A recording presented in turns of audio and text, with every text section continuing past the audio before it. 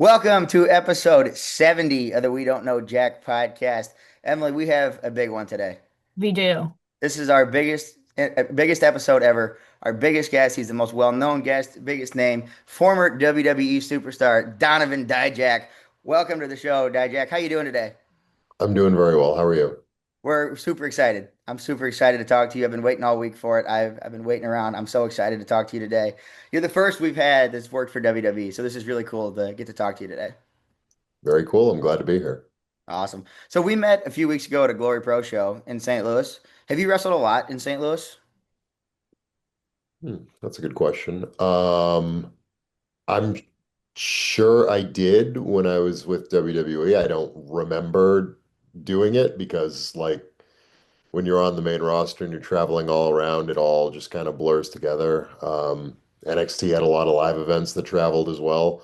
So maybe I wrestled there for one of those, and probably when I was on Monday Night Raw for 2 years. But yeah, I don't recall. I do recall my last time with Glory Pro, which was against a friend of mine, Naomichi Marufuji, which was a tremendous match for me back in 2016. So Wow. I was super excited to be able to come back to the area.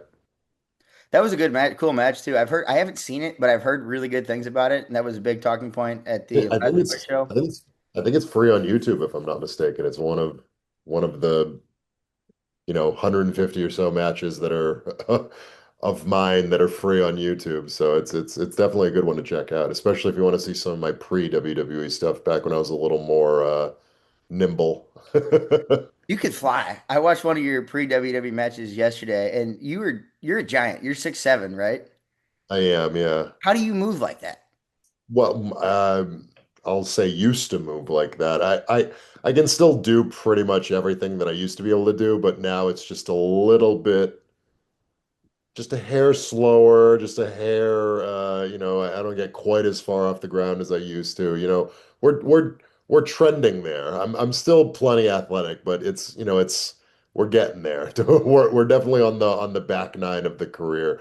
My athleticism comes from football and basketball mostly. Those are my two big sports coming up. So all the jumping and sort of flipping that you see, that's rooted in basketball. I mean, there's no flipping in basketball, but that was like jumping into my pool basically, or jumping on a trampoline. That's kind of where I figured that part of it out.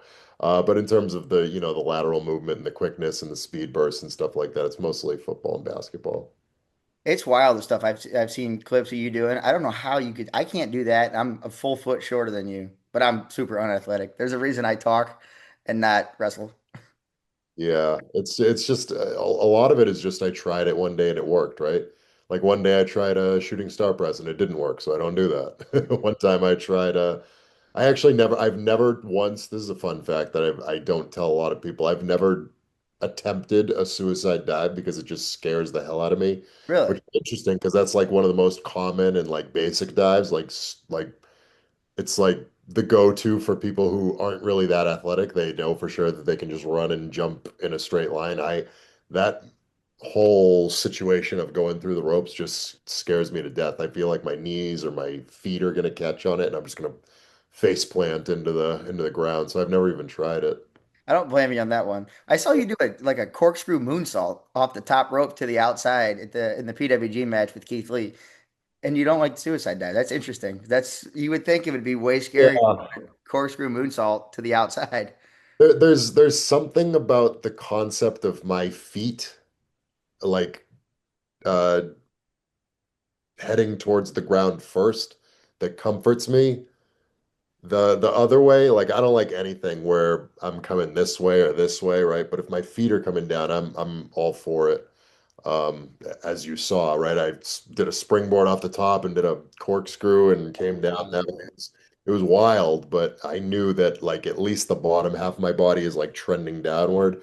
So I can rely on myself. If it's the other way and I have to pray that people are catching me, I get very concerned about that. So I usually trend towards feet down as much as I can. You're a big Not, guy too, not so that I that should. not that I dive all that much anymore. Like I still can. I just choose not to because I don't know. I don't. feel like there's an appropriate time to do it. I don't even remember the last like backflip dive I did to the outside. Maybe against Wes Lee in my the Vengeance Day match from 2.5 years ago now. Maybe it might have been then. Really? Wow. Was that a big part of your moveset pre WWE doing the high flying stuff? Oh, yeah, almost every match. Really? If it was a possibility and it was on the table, I probably pitched it and did it. Yeah, I loved the Fosbury flop. I loved the Asai moonsault. I liked the springboard tornillo to the outside. If the other guy even mentioned it, I was happy to do it. If the promoter mentioned it, I was happy to do it. If they didn't mention it, I usually brought it up myself. I was just all for it. It was relatively easy for me. I knew that I was landing on my feet, so I could just roll off and roll out of it. It didn't hurt all that much. It got a huge reaction everywhere I went. It usually got like "please come back" chants and stuff, and that was my goal, was to get noticed and to get rebooked, booked again. So and sometimes it succeeded, sometimes it didn't, but that was my path anyway. You can't do much better than a please come back chant. Those are always cool ones to hear. Yeah. Does it make a difference when you're doing something to the outside if there's mats on the ground or not? Oh yeah. Yeah, big time. WWE's mats were unbelievable, so easy to land on. I would There's also that you can find this in 2022. I was on Monday Night Raw full time, and I didn't have, actually, yeah, 2022. So from January until I was moved to NXT, I think in September or October. So that whole 8 or 9 month span, I was only on Monday Night Raw twice. I was on the show Main Event a lot, but I was only on Monday Night Raw twice. The first time was a squash match. Omos squashed me, and the second time was a battle royal, and I was eliminated from the battle royal from Ricochet, and I took a like a head scissors on the apron. I did a front flip off the apron to the floor and just landed right on my back, and it didn't really hurt at all. It looks like this horrible, devastating bump, and it doesn't feel great, but it at the same time it was like, in terms of the show I was on and the importance of the spot, I felt like it was totally feasible to take that sort of bump. It was actually the second time I took a bump off the apron from him. The first time I did hurt myself because it was back when I was a lot heavier. I don't remember what he did. This was when I was in the mask. So I was a lot bigger when I was in the mask as T-Bar, and it might have been that same head scissors. I don't remember, but I took the same front flip bump off the apron. But this time I was so big that my legs didn't go where they wanted. So I Oh, ended up like kind of like kneeing myself in the face. Like my body like bent, so I like sandwiched myself, and I ended up pulling my hamstring really bad because I was just so big and unathletic at that time. So yeah, that's my fun Ricochet bumps off the apron on Monday Night Raw stories, I guess. that just sounds painful. I get walk up the stairs and I'm out of breath, or I step out of bed and my leg hurts. What's the most painful bump you've taken? Wow, that's a great question. There's a few that come to mind. The first one was a belly to back off the top rope from Matt Taven, Oh, former Ring of Honor world champion, at in Bethany, Connecticut for Northeast Wrestling. We were having a street fight or like a Texas death match or something, and I think I accidentally moved a chair like into the position where I was supposed to take this bump, and he gave me this big belly to back off the top rope, and the spine of the chair just went straight up my spine, and my hands like went numb for a second. I was like, oh, that feels horrible, but at least I can like feel all my extremities. And I was much younger back then. I was in my 20s, so I recovered quickly. I don't even think I felt it. Another one was for a company called Blitzkrieg, where I did a dive off the top rope to the floor, but this was onto like a marble ballroom floor, oh, not the WWE bump, and much higher and much, it just splat. I felt my pelvis dislocate, which is a horrible feeling. I don't think anyone ever wants to feel that, to the point where I couldn't walk to my car after the show. And then from that point on, like rotating, like my spinning big boot never looked the same ever again because my hips just weren't aligned properly. But I did recover, and I was able to walk and wrestle and stuff eventually after that. And then I've had a few more since then.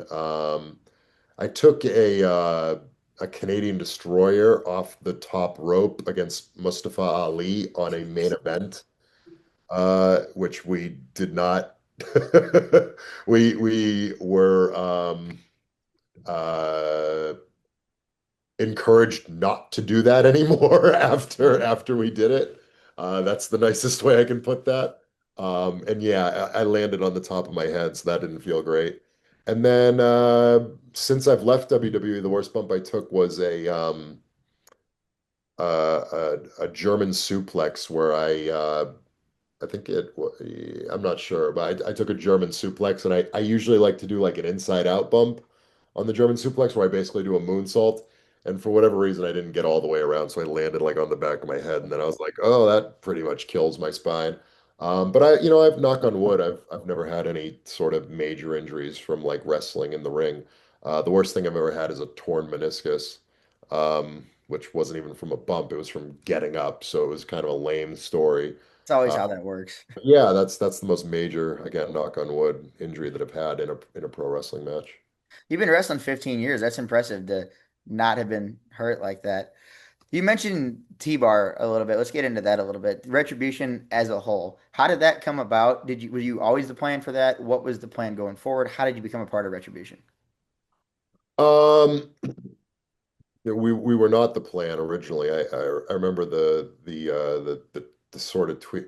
It's a big long story on the whole pandemic timeline and going to NXT and Raw and back and forth and all that stuff.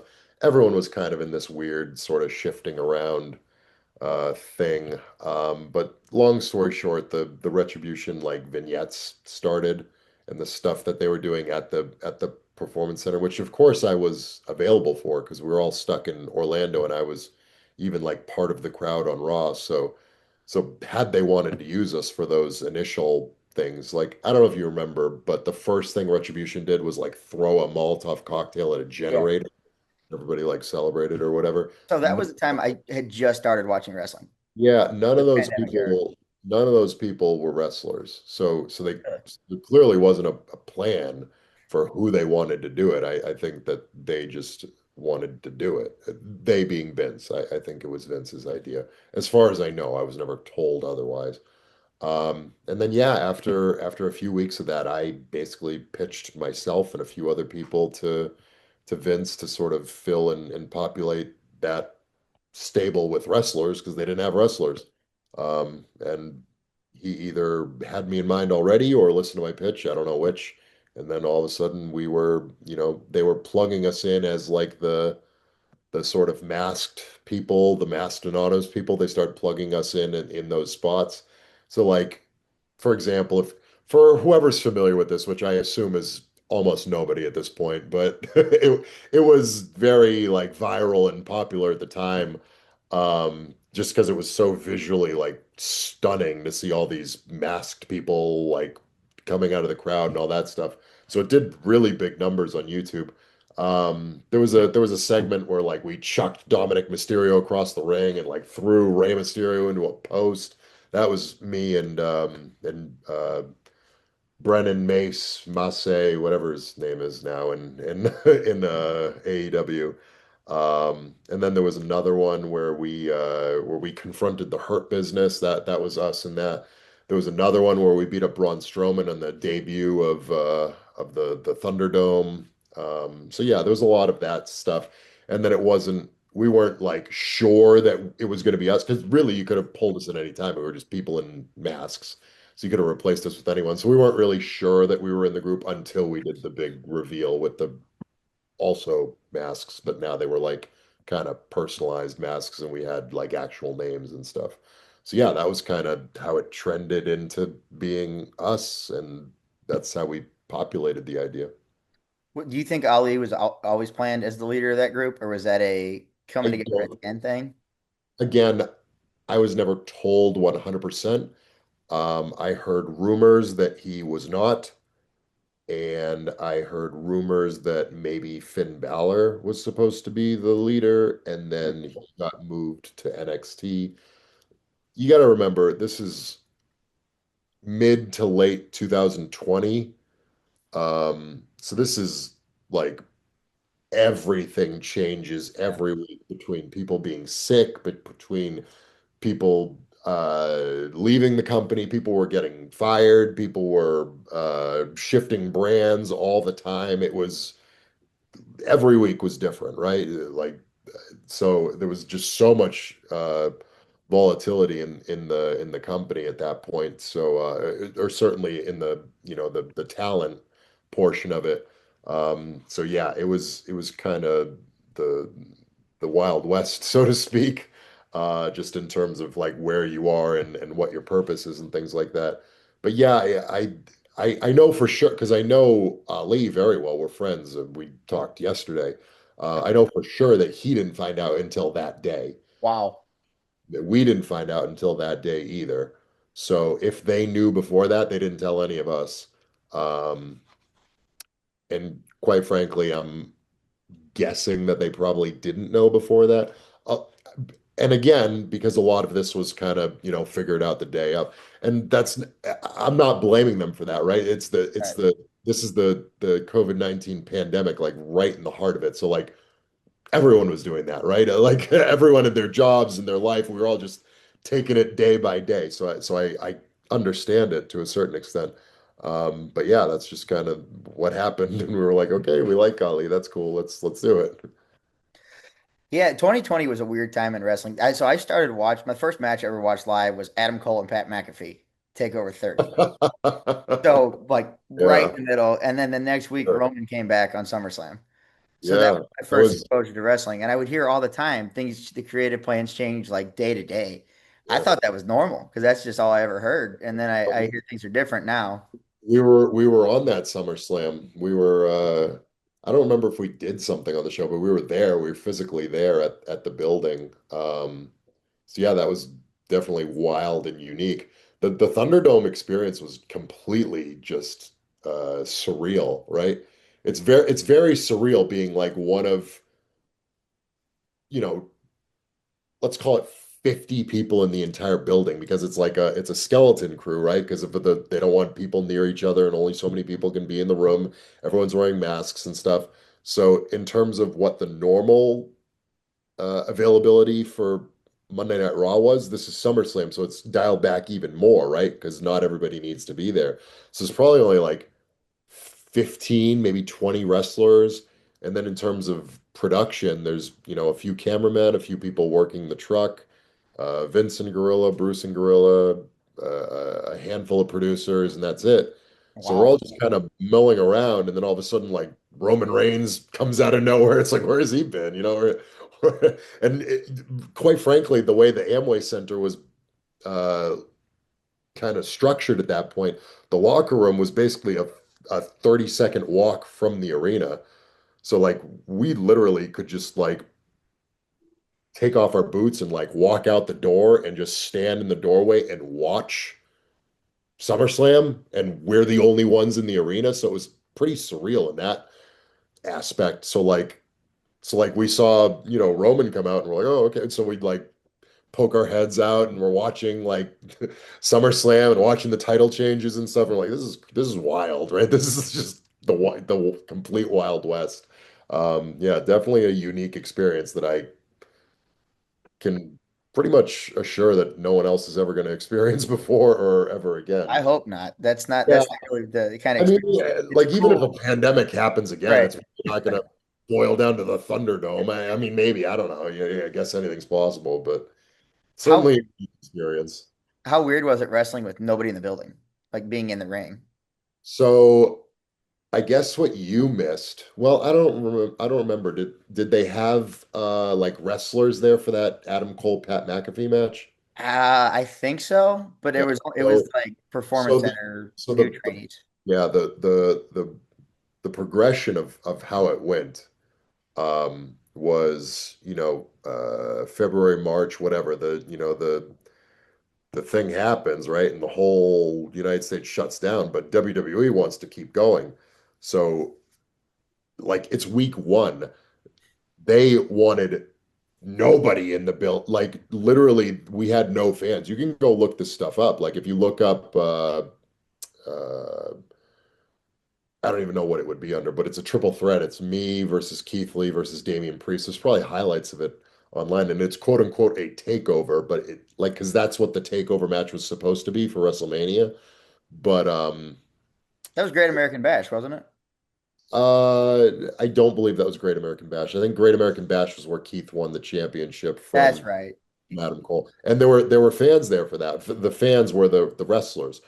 The triple threat, we didn't have anyone. It was literally wrestling in silence.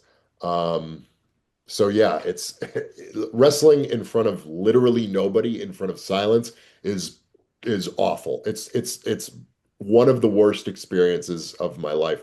And those guys are my good friends and I love wrestling them. And on paper, that should be one of my favorite matches of all time. It's probably my least favorite match because it was pain. Everything in pro wrestling is predicated around like interaction, right? Interacting with the audience, interacting with the cameras, the announce, all this stuff, and we had none of it. It was literally just us in a ring smashing each other with like a cameraman standing there quietly going like this. It's just awful. It's an awful feeling.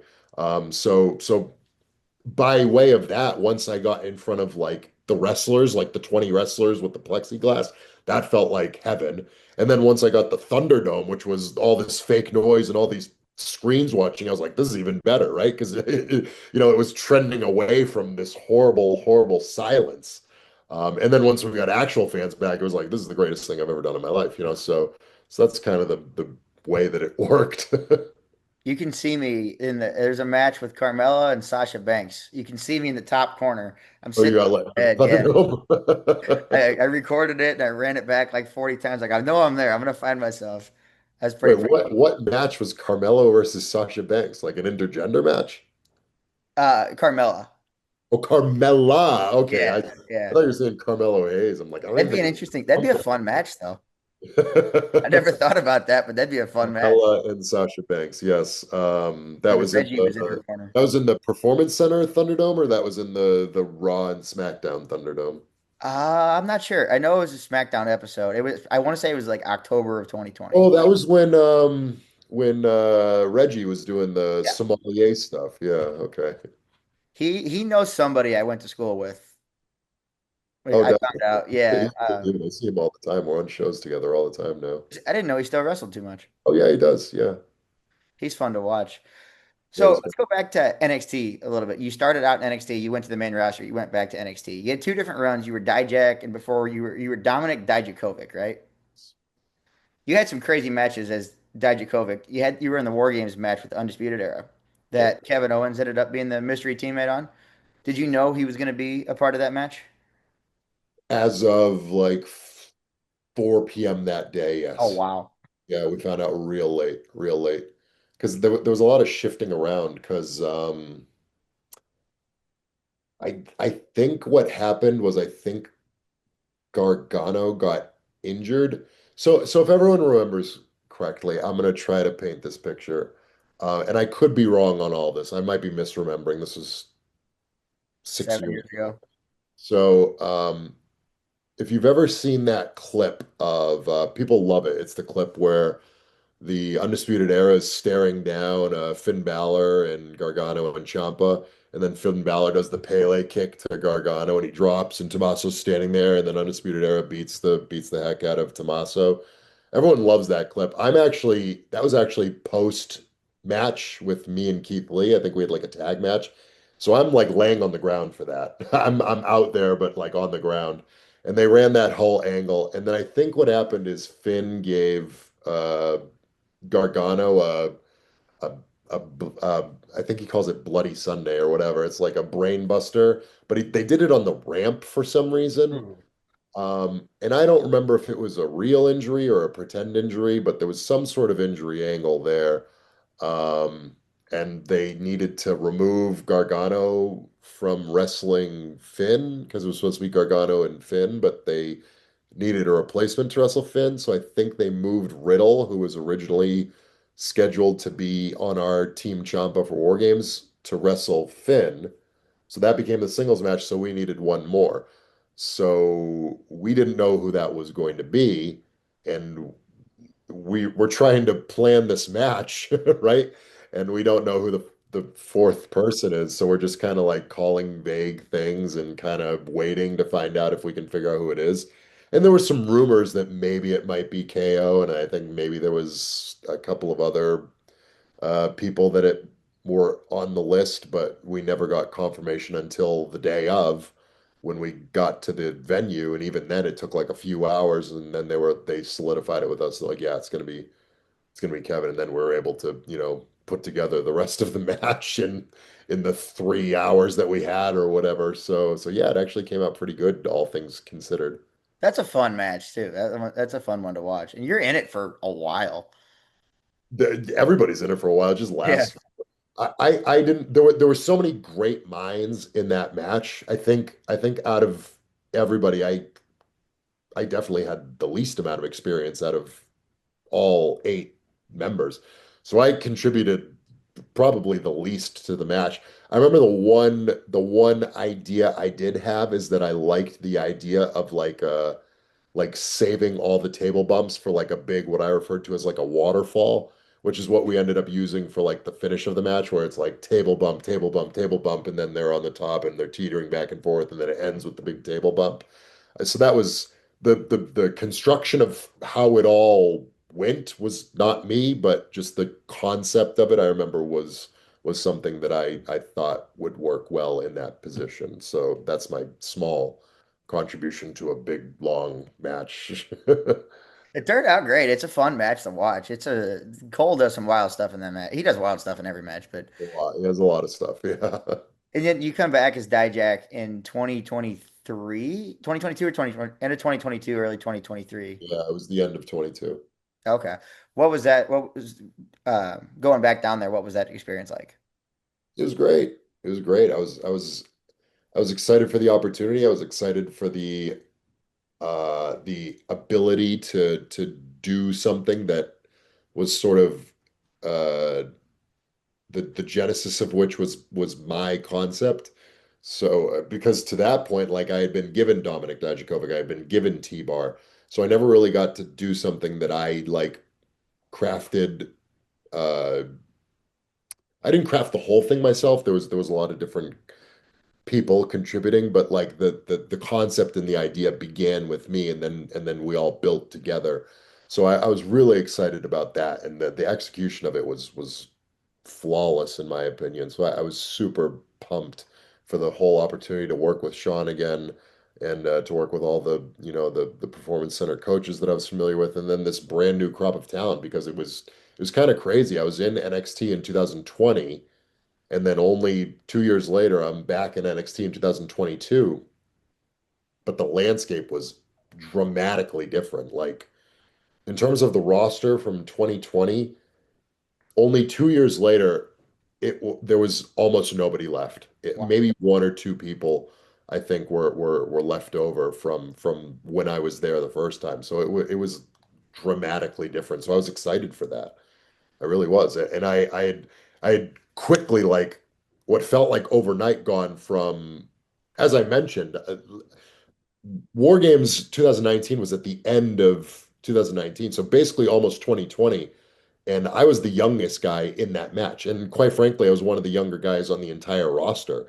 And then all of a sudden, after 2 years, I came back to NXT. Everyone was different, and now I was the oldest guy on the roster. So it happened like wildly fast. And on Monday Night Raw, I was like one of the youngest guys too, because Raw trended up in the late 30s and 40s, and I was only 33 at that point. So yeah, I was on the much younger side of that, and then it was like all of a sudden it was like boom, 35, and now I'm on NXT where everybody's like 21, and I was like, oh my God, all of a sudden, just like that, I was the oldest, one of the oldest on the roster. So yeah, it was kind of a culture shock, but it was a lot of fun. It's wild when that happens. I've had some jobs where I started as the youngest person there, and then I look up and I'm the oldest. It's crazy how time flies. Last Yeah. WWE question for you as we start to wind down here. I want to be respectful of your time. Your match with at Stand and Deliver 24, Obafemi, Josh Briggs, and yourself. Talk me through that match. That match is insane. It won Match of the Year for NXT. That match is incredible. Thank you. Yeah. It was just a big collaborative effort, really, is what it was. We had a good sort of advance notice as to, what the match was going to be and what it was going to look like and what the stakes were going to be, and it had a good build, a good solid build as well, which I appreciated. And then, yeah, there was just a lot of freedom given to us, just in terms of constructing it. Everybody played a part, everybody had a role. Sean helped us with a lot of stuff. Daryl, our referee, helped us with a lot of stuff. Matt Bloom, our agent, helped us with a lot of stuff. So yeah, it was just a big collaborative effort. In terms of the structure of everything, that was a lot of it was my design because I wanted it to highlight what everybody's strengths were. And in Obafemi's case, like literally his strength was He's his so strength. strong. So yeah, my big thing for him is I wanted to figure out a way to show everyone just how strong he was in a unique way. And we spent days, brainstorming different stuff and trying different things, and we couldn't quite get the balance right and the different things. And then finally, my seventh or eighth idea was that what we ended up going with, which was me on his shoulders and Briggs on my shoulders for the Death Valley Driver, that avalanche thing, which was probably, I think it's safe to say that's probably the most memorable part of that match, if not the finishing shot itself with the goozle on the throat. Um, so yeah, that's kind of what the thought process was behind it. I used to hate triple threat matches. I used to think that they were a mess. Now I love the challenge of a triple threat match because it just gives me so many more tools to explore and to be creative with, right? So many times in pro wrestling, people try to break stuff down into like the most comfortable thing they can. So you'll see a triple threat match where they just get rid of one guy and then have a singles match, and then he slides back in, gets rid of another guy, and then they have a singles match because pro wrestlers are comfortable having singles matches. That's what we do all the time. It's what we practice, it's what we train for. So to me, I always took that concept and kind of didn't want to do too much of that. I want to do more stuff where it's like, hey, here's three people all doing things. There's a lot of movement back and forth, and one guy's picking up two guys and stuff like that, right? Because you can't see that in any other match. You can't see that in a singles match. You can barely see it in a tag match. So to me, that's sort of the highlight, and I think that's why that match is so well received because it highlights the things that you normally can't see elsewhere in pro wrestling. I think that's kind of the beauty of it. There's all kinds of it highlights everything. There's all kinds of wild stuff in that match. I think you get chokeslammed from the top rope through the table. I don't know how you flew that far. That was Josh's idea. Yeah, no, not through the table, onto Oba, who's in the announcer's chair. Uh, Again, super creative spot. Uh, I was happy to take the bump because I trust Oba to catch me because he's strong as hell. So yeah, that was it. It didn't hurt even slightly. It was the most Oh comfortable wow. done. I've had more painful I've had a more painful time, getting out of bed in the morning than I had taking that bump. So so yeah, it was a very, very, very fun experience. Last thing I got on this match, there's the part in the match. I think Oba tries to choke slam you, and you counter with a Canadian Destroyer up in the air, and you're like 3 feet over his head, and you fall onto him. And how in the world did you do that? Yeah, the choke slam into the Canadian Destroyer was with Josh actually. Um, yeah, that one was just it's a trust thing. I pitched it to him. He said absolutely. And we never really practiced it.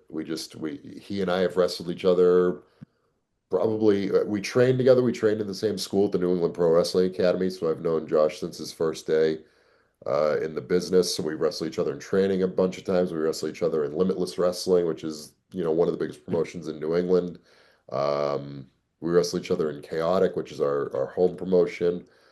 So yeah, I was just familiar with him and he's familiar with me and we trust each other. So we were able to pull off that maneuver. I remember the most difficult part of that match physically was a spot at the end where I needed to get Oba up for my finishing maneuver, which is a torture rack into a GTS.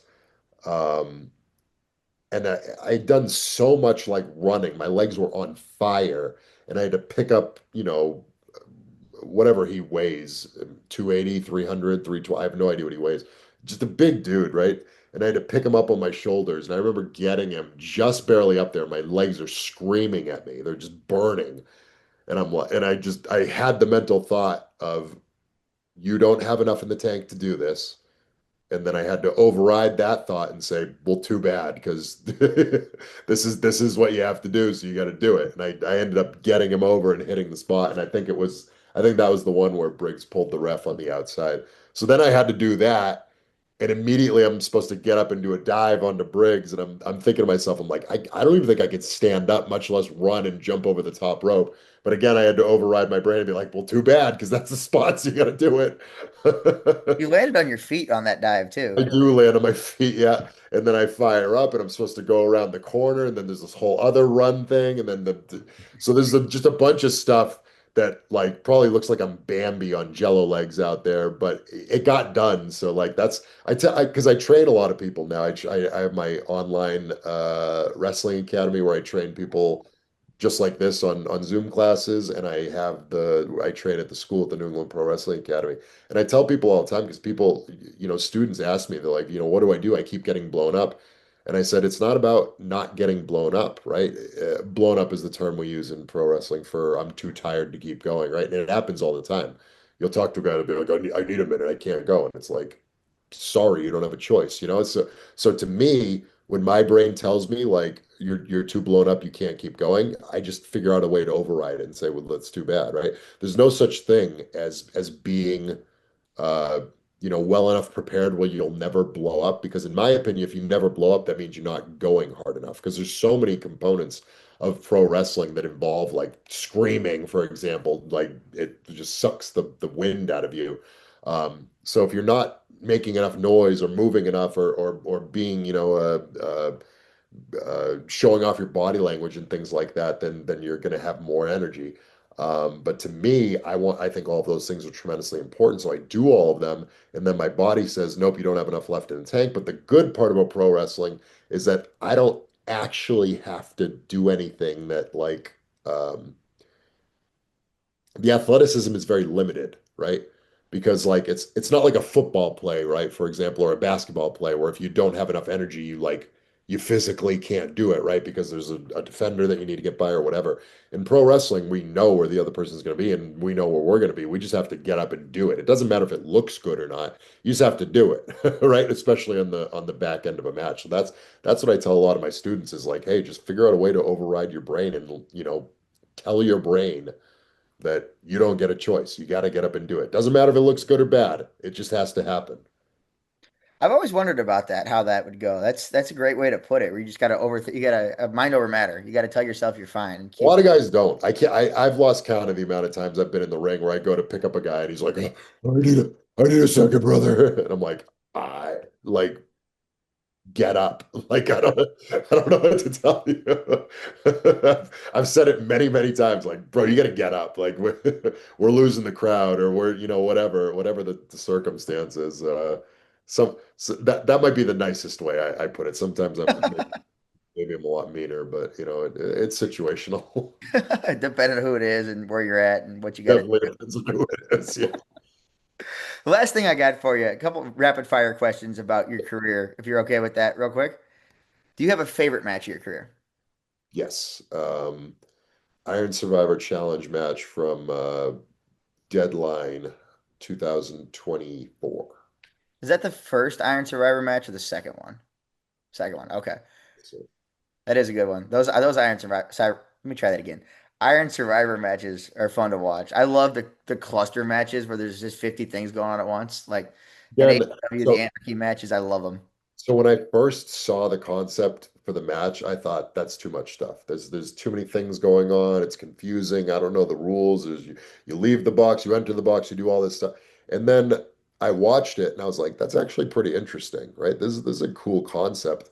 Um, Especially, I was super impressed with I think the women had the first one ever. And I remember I was particularly impressed with Kiana James. I think she had a tremendous showing in that first Iron Survivor Challenge match. And then once I found out I was in it, which I was the first one to find out I was in it. So I had like a month to be thinking about this thing, and I had all sorts of ideas because you give me the opportunity to present stuff outside the box, both, literally and figuratively in terms of this match. And I was off to the races. I had all sorts of ideas of how to highlight that and how to structure it. I knew immediately that I wanted to tell an underdog story where I wanted to uh, once I found out Trick was in it, I wanted to put him at a massive disadvantage where he was like down dramatically and had to come back as late as possible. So that kind of became the story that we were trying to tell. And we had all sorts of tools to do so between the boxes, between the score, between the timer, all that stuff. The red light flashing at the end, it couldn't have gone better. I'm so happy with the way that match turned out. It's a good one. You've worked with a lot of people over the years, a lot of big name wrestlers. Who's the coolest person you've got to work that's not somebody not the biggest name in the world? That isn't the biggest Yes. name in the It's world. not, the Adam Coles, the Johnny Garganos, someone on a less known level. There's a ton of people who are really cool to work with. I probably could have phrased that a little better. Yeah, I mean, I obviously loved working with Keith. He's a pretty big name though. Man, who's someone that people don't know that I wrestled too much, but I wrestled a lot. I had a really good series with Joe Gacy that I enjoyed. I had a really good series with Eddie Thorpe that I enjoyed a lot. That was probably the biggest one actually. I feuded with Eddie Thorpe for like over half a year. Oh, wow. He's in the deadline match. He comes out from under the ring and kicks me in the head and costs me the match. That wasn't the beginning of our feud. That was like the end of our feud. We'd feuded for so long throughout that whole summer of 2023. Three? Yeah. That sounds right. Three going into, and the whole thing culminated on New Year's Day of 2024 with the underground match, which was awesome in my opinion. One of the best underground matches of all time. So yeah, that's probably a good a good little answer to your question. I like that. Eddie Thorpe's not a guy that pops into my mind right away either. He's dating Dakota Kai. I think that's Carl about all I know Fredericks. about him. Carl Fredericks. He's no longer with WWE, which is unfortunate because I thought he had tremendous upside and potential and talent. But yeah, he's wrestling on the Indies as Carl Fredericks now. So hopefully there's a rematch soon. Yeah, hopefully. That sounds like a good one. Last thing I got for you. Last thing about your career. Do you remember who your first match ever was? Yes. According to Cage Match, anyway, what I could find. I don't know what it is according to Cage Match. I know my first match ever, like in front of people on a show, was against a dude who's not a wrestler anymore and hasn't been a wrestler for a long time, but his name is Chris Chambers, and he was a wrestler for Atlantic Pro Wrestling, and we did a thing called the Haverhill Kids Fest in April of 2013. And that I just happened to be there helping out, and they were like, "Hey, you want to wrestle a match?" And I was like, "Yes, I do." And my boots are in the so we went out and did like a 5 minute match with Chris Chambers. So that's my first ever match in front of like people. Maybe the first one on Cage Match because I don't know if APW would be on there. Certainly not like a weird random Kids Fest thing. I don't think so. I don't My see that on there. my guess would be maybe Chaotic Wrestling. Is that right? First thing I see is NCW Summer. NCW against Todd Sopel then. Yep. Yeah. Glad you said that because I had no idea how to pronounce that. Yeah. No, I remember that was my first like I don't remember if I was paid or not, but that would have been my first like actual show that I was booked for. Like they booked me to wrestle an actual match as opposed to APW where I just happened to be in the back. But yeah, NCW versus Todd Sopel probably let's call it May or June of 2013. Does that sound is that what Cage Match has? I believe so. Yes, you got Okay. it. want to say June of 2013. Yeah. So yeah, and then yeah, so those are my first. That might be my first two matches. Yeah. So So not everybody remembers that. We've asked every wrestler we've had on, and not all of them I remembers that. have I have a ridiculously good memory when it comes to pro wrestling and a unbelievably bad memory when it comes to pretty much everything else in my life. I'm If kind of the same way, and I don't even wrestle. if you talk to my wife, she's like, my real name's Chris. So she calls me Chris. Obviously, she's one of like four people on the planet who call me Chris, but like obviously she reserves that right. She's like, Chris has the worst memory in the world. He can't remember anything. He forgets to take the trash out. He forgets to feed the kids. He forgets to, just all, I forget everything, right? I forget anniversaries. I forget birthday. I forget everything in the world. But if you quiz me about like what move I hit to Todd Sopel in that match, I could tell you the finish, I could tell you the spot that I didn't like about it. It's like unbelievably good pro wrestling memory. People are always I call these massively long, intricate matches with all these back and forth things, and people are like, dude, please like talk to me out there and tell me what to do. And I'm like, yeah, of course, I'll tell you everything to do. And I very rarely forget like a spot in a match or anything like that. So yeah, I'm like Rain Man when it comes to pro wrestling and like the opposite when it comes to everything else. So maybe it's like I think part of it is my ADHD because I've like an ADHD diagnosis, and I think when people have ADHD, they become like hyper focused and fixated on things. I have So it too. for me, that's pro wrestling, and everything else just goes by the wayside. So yeah, that's kind of the life I lead, I guess. I have that exact same thing where I get hyper fixated. I got a ton of ADHD. I get Yeah, hyper fixated on something. It's wrestling, it's baseball, it's hockey, it's whatever's going on at the time, and I'm just locked in. sure. Yeah. And that's I've been the same way my whole life, and thankfully I found pro wrestling because that's never waned for me. I've loved pro wrestling since the second I started it in 2012.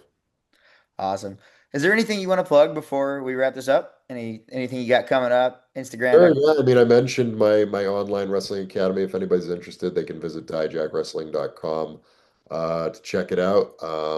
We just started our my 8 week program, which meets on Thursdays. But if you're interested, we can sneak you in there, right? You've only missed 1 week though so far. So visit dijakwrestling.com, shoot me an email, dijakwrestling@gmail.com. There's that coming up. I got a big tour of Mexico coming up for CMLL. I'm excited for that. I got a big title match coming up for MLW, which is the biggest company I work for, um, collaboratively with CMLL. So yeah, I'm super excited for that to take on Matt Riddle for the MLW World Oh Championship wow. in Dallas, Texas. So yeah, I got a big what is it? August and September coming up. So I'm super excited about that. That sounds like it's gonna be a fun match with you and Riddle, so that'll be a cool one to check out. If you Yeah, haven't seen any MLW stuff, it's a good time to check it out. Well, we thank you for coming on today, Dijak. It's been awesome talking to you. It's been really cool. Thank you for taking the time to talk with us today. We look forward to seeing you again. Hopefully, another Glory Pro show in the future. that sounds good. Take care. Awesome. Thank you.